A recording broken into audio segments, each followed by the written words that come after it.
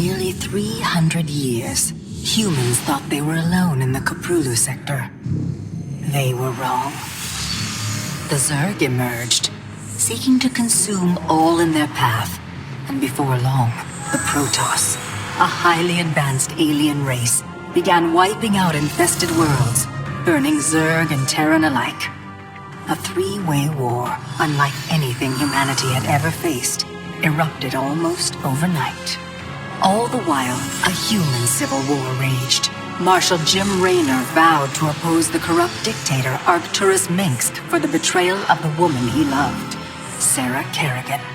Boys, how about that evac? Damn you, Arcturus. Don't do this. It's done. Helmsman, signal the fleet and take us out of orbit. Now! Kerrigan, a loyal operative, was left to die at the hands of the Zerg. But the Zerg had other plans. They transformed her and unleashed her psionic power upon the Koprulu sector, searching for their real objective, the Protoss homeworld of Ire. The Protoss were unaware of this danger and slow to respond. Their rulers, the Conclave, had dispatched Executor Artanis to hunt for Tassadar, a commander who had refused to wipe out infested Terran worlds. They crossed paths with a Dark Templar mystic, whose kind was considered heretics by the Conclave.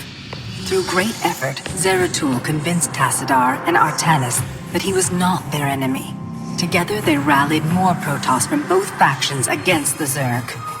Despite the Conclave's fury, they achieved significant victories against the Swarm. But when Zeratul struck down one of the Overmind Cerebrates, his own mind was left vulnerable.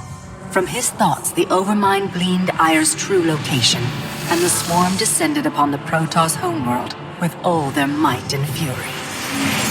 It was Tassadar who kept the Templar from extinction that day. Using the power of both the Templar and the Dark Templar, he sacrificed himself to kill the Overmind. Ire was lost, but Artanis led the survivors to the Dark Templar's homeworld of Shakuras. Old prejudices were set aside. The Templar were now in the Dark Templar's debt. Without the Overmind, the Swarm fractured. Kerrigan sought control of all the Zerg, even enlisting the aid of old friends and enemies like Raynor, Mengsk, and Zeratul. Once her rule was uncontested, the Queen of Blades betrayed them all.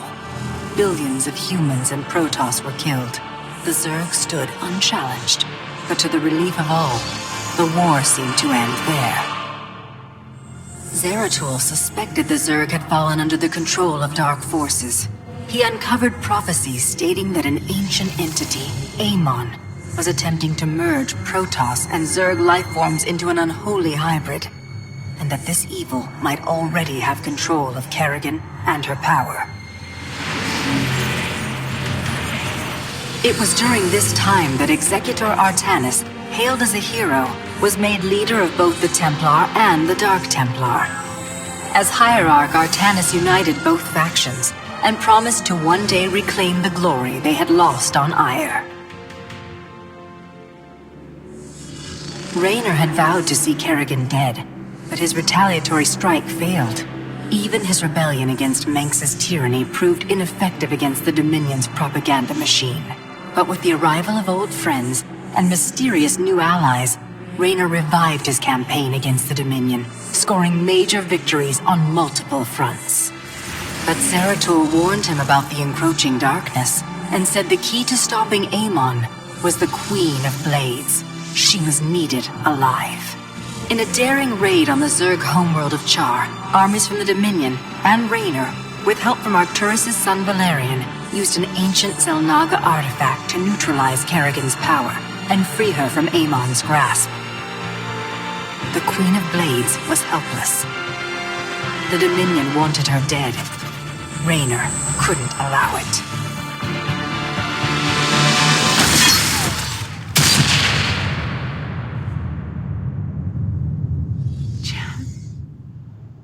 It's okay.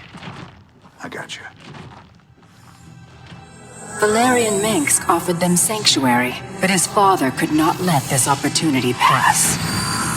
During the raid, Kerrigan and Raynor were separated.